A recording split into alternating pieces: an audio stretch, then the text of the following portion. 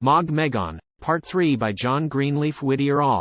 Weary priest, with pale hands pressed on thy throbbing brow of pain, baffled in thy lifelong quest, overworn with toiling vain, how ill thy troubled musings fit the holy quiet of a breast with the dove of peace at rest, sweetly brooding over it.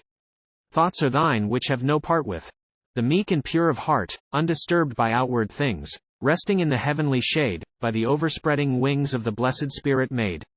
Thoughts of strife and hate and wrong sweep thy heated brain along, fading hopes for whose success it were sin to breathe a prayer. Schemes which heaven may never bless, fears which darken to despair. Hoary priest, thy dream is done of 100 red tribes won to the pale of holy church, and the heretic o'erthrown, and his name no longer known, and thy weary brethren turning, joyful from their years of mourning, twixt the altar and the porch. Hark, what sudden sound is heard in the wood and in the sky, shriller than the scream of bird, than the trumpet's clang more high. Every wolf cave of the hills, forest arch and mountain gorge, rock and dell, and river verge, with an answering echo thrills. Well does the Jesuit know that cry which summons the Norridgewock to die, and tells that the foe of his flock is nigh. He listens, and hears the rangers come, with loud hurrah, and jar of drum, and hurrying feet, for the chase is hot. And the short, sharp sound of rifle shot, and taunt and menace, answered well by the Indian's mocking cry and yell, the bark of dogs, the squaw's mad scream, the dash of paddles along the stream, the whistle of shot as it cuts the leaves of the maples around the church's caves, and the grid of hatchets fiercely thrown, on wigwam log and tree and stone.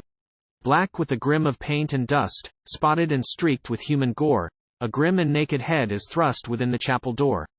Ha Bomazine, in God's name say, what mean these sounds of bloody fray?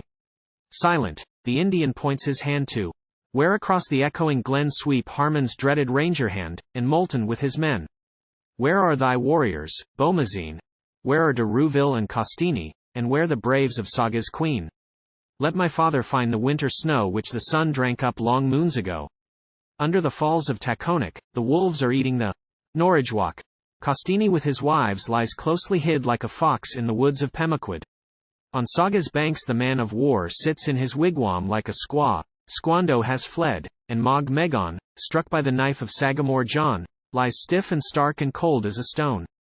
Fearfully over the Jesuit's face, of 1,000 thoughts, trace after trace, like swift cloud shadows, each other chase.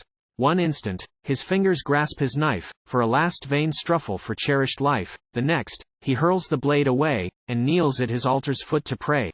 Over his beads his fingers stray, and he kisses the cross, and calls aloud on the Virgin and her Son, for terrible thoughts his memory crowd of evil seen and done, of scalps brought home by his savage flock from Casco and Saga and Sagadahawk in the church's service won. No shrift the gloomy savage brooks, as scowling on the priest he looks. Cowasauce Tawich Wessasine. Let my father look upon Bomazine, my father's heart is the heart of a squaw, but mine is so hard that it does not thaw.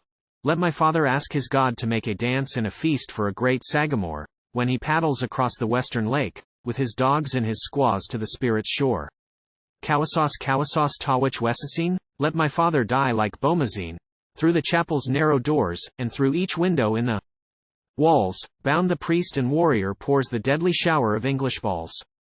Low on his cross the Jesuit falls, while at his side the Norridgewock, with failing breath, essays to mock and menace yet the hated foe, shakes his scalp trophies to and fro exultingly before their eyes, till, cleft and torn by shot and blow, defiant still, he dies. So fare all eaters of the frog. Death to the Babylonish dog. Down with the beast of Rome. With shouts like these, around the dead, unconscious on his bloody bed, the rangers crowding come. Brave men. The dead priest cannot hear the unfeeling taunt, the brutal jeer. Spurn for he sees ye not in wrath, the symbol of your Savior's death. Tear from his death grasp, in your zeal, and trample, as a thing accursed, the cross he cherished in the dust. The dead man cannot feel. Brutal alike in deed and word, with callous heart and hand of strife, how like a fiend may man be made, plying the foul and monstrous trade whose harvest field is human life, whose sickle is the reeking sword, quenching, with reckless hand in blood, sparks kindled by the breath of God, urging the deathless soul, unshriven, of open guilt of secret sin, before the bar of that pure heaven the holy only enter in.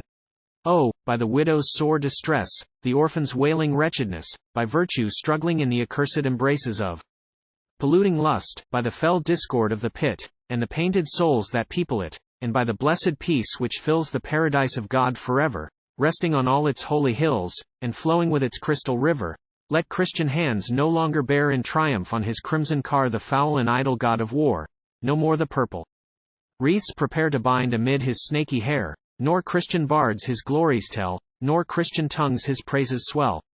Through the gun smoke wreathing white, glimpses on the soldier's sight a thing of human shape I ween, for a moment only seen, with its loose hair backward streaming, and its eyeballs madly gleaming, shrieking.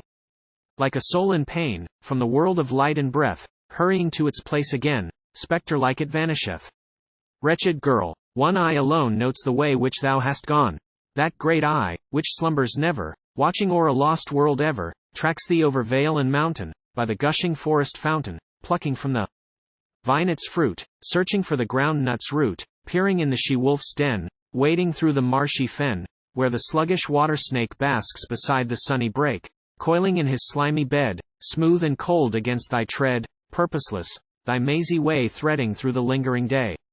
And at night securely, sleeping where the dogwood's dews are weeping, still, though the earth and man discard thee, doth thy heavenly Father guard thee. He who spared the guilty Cain, even when a brother's blood, crying in the ear of God, gave the earth its primal stain, he whose mercy ever liveth, who repenting guilt forgiveth, and the broken heart receiveth, wanderer of the wilderness, haunted, guilty, crazed, and wild, he regardeth thy distress, and careth for his sinful child. * 'Tis springtime on the eastern hills. Like torrents gush the summer rills, through winter's moss and dry dead leaves the bladed grass revives and lives, pushes the mouldering waste away, and glimpses to the April day. In kindly shower and sunshine bud the branches of the dull grey wood, out from its sunned and sheltered nooks the blue eye of the violet looks. The southwest wind is warmly blowing, and odors from the springing grass, the pine tree and the sassafras, are with it on its errands going. A band is marching through the wood where rolls the Kennebec his flood, the warriors of the wilderness, painted, and in their battle dress, and with them one whose bearded cheek, and white and wrinkled brow, bespeak a wanderer from the shores of France. A few long locks of scattering snow beneath a battered morion flow, and from the rivets of the best which girds in steel his ample breast, the slanted sunbeams glance. In the harsh outlines of his face passion and sin have left their trace. Yet, save worn brow and thin grey hair, no signs of weary age are there. His step is firm, his eye is keen, nor years in broil and battle spent, nor toil, nor wounds, no pain have bent the lordly frame of old Costini. No purpose now of strife and blood urges the hoary veteran on. The fire of conquest and the mood of chivalry have gone. A mournful task is his, to lay within the earth the bones of those who perished in that fearful day, when Norridgewock became the prey of all unsparing foes. Sadly and still, dark thoughts between, of coming vengeance. Mused Costini, of the fallen chieftain Beaumazine, who bade for him the Norridgewocks dig up their buried tomahawks for firm defense or swift attack, and him whose friendship formed the tie which held the stern self-exile back from lapsing into savagery, whose garb and tone and kindly glance recalled a younger, happier day, and prompted memory's fond essay, to bridge the mighty waste which lay between his wild home and that grey, tall chateau of his native France, whose chapel bell, with far-heard din, ushered his birth-hour gaily in, and counted with its solemn toll the masses for his father's soul. Hark! From the foremost of the band suddenly bursts the Indian yell. For now on the very spot they stand where the Norridgewocks fighting fell. No wigwam smoke is curling there, the very earth is scorched and bare, and they pause and listen to catch a sound of breathing life, but there comes not one, save the fox's bark and the rabbit's bound. But here and there, on the blackened ground, white bones are glistening in the sun, and where the house of prayer arose, and the holy hymn, at daylight's close, and the aged priest stood to bless the children of the wilderness, there is naught save ashes sodden and dank, and the birchen boat of the Norridgewock, tethered to tree and stump and rock rotting along the river bank. Blessed Mary, who is she leaning against that maple tree?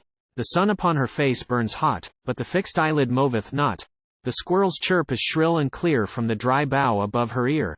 Dashing from rock and root its spray, close at her feet the river rushes. The blackbird's wing against her brushes, and sweetly through the hazel bushes the Robin's mellow music gushes. God save her. Will she sleep alway? Costini hath bent him over the sleeper. Wake, daughter, wake. But she stirs no limb. The eye that looks on him is fixed and dim. And the sleep she is sleeping shall be no deeper, until the angel's oath is said, and the final blast of the trump goes forth to the graves of the sea and the graves of earth. Ruth Bonethan is dead.